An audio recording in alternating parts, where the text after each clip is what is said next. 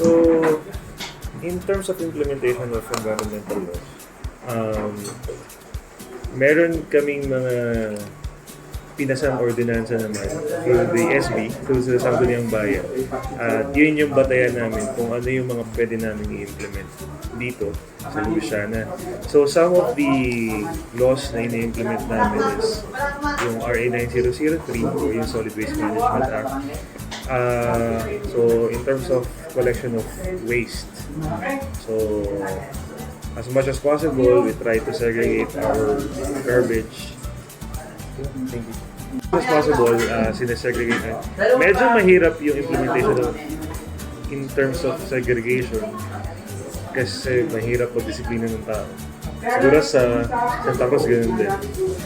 Pero yun, as much as possible, we try to implement it na in a way na, for example, yung segregation o collection.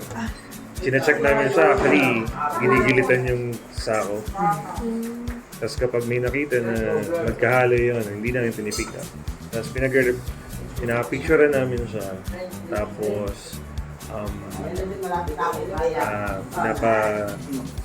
pinapag-report namin dito yung tao na hindi na-segregate. Para may paliwanag sa kanya kung meron siyang reklamo. Yun. So aside from that, meron din naman yung sa tree cutting.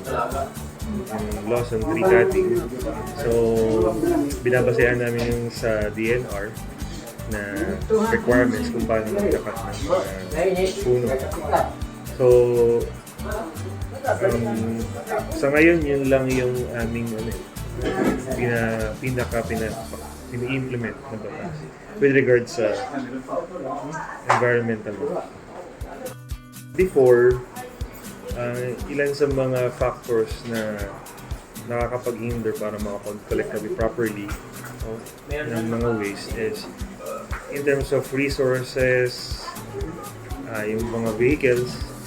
So, as of now, thankful naman kami dun sa current administration na at least yung pagkaupo nila, pinrovide agad is yung mga trucks, mga dump trucks na nagagamit namin for collection.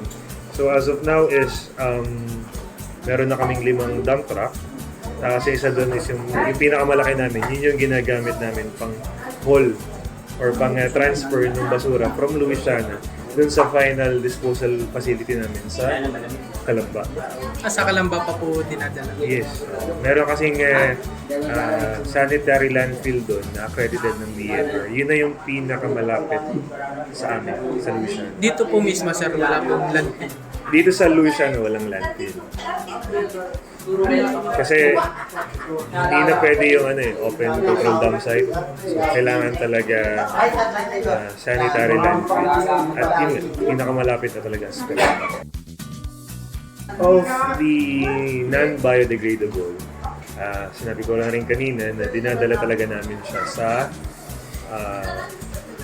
Calamba. So yung waste diversion namin is most of our garbage waste sa Calamba na pupunta.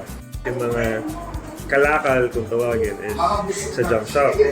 So yun yung waste diversion namin. Pero yung mga biodegradables, ang best practice namin ngayon is meron kaming grinder, meron kaming machines like grinder, tapos yung dryer, na yun yung ginagamit namin para gawing fertilizer yung mga biodegradable. Especially those, yung kitchen wastes.